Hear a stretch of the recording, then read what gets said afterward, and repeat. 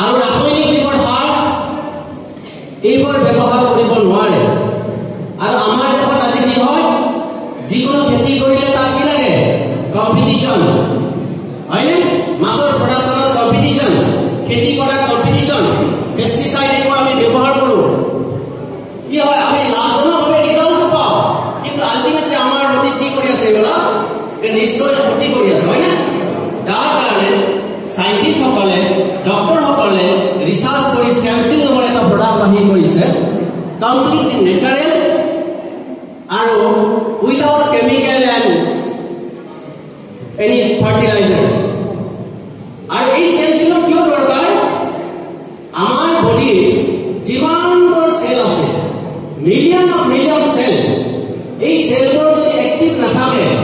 তেতিয়াহ'লে ডে বাই ডে আমাৰ কি হ'ব বিভিন্ন ধৰণৰ বেমাৰ আহিব আজি চাওক চকুৰ প্ৰব্লেম মানুহ মৃত্যুৰ পিছত চকু দান দিব পাৰে নে নোৱাৰে মানুহ মৰি যায় কিন্তু চকু চিন্তা থাকে আৰু সেই ক্ষেত্ৰত এতিয়া যদি চাবলৈ যাওঁ আটাইতকৈ প্ৰথমতে আমাৰ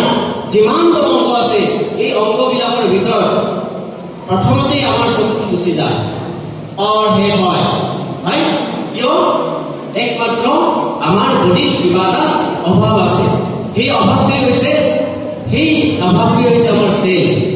stem cell is one of the group of cell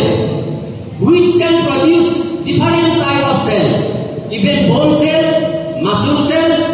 and blood cells if cell will active then tissues also will active if tissue will active then your organ will active if your organ active whole body is active nowadays all the people will say I don't like I am feeling boring why not এতিয়া সকলে কয় যে মোৰ ভাল নালাগে ভাল লগা নাই ভাল নলগা বেমাৰ এটা আহিছে নে নাই ভাল নলগা বেমাৰৰ কিবা ট্ৰিটমেণ্ট আছে জানো ভাল নলগা বেমাৰৰ কিবা ট্ৰিটমেণ্ট আছে একো নাই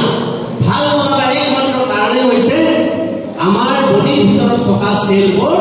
এক্টিভ নহয় ইয়াত বহুত ষ্টুডেণ্ট আছে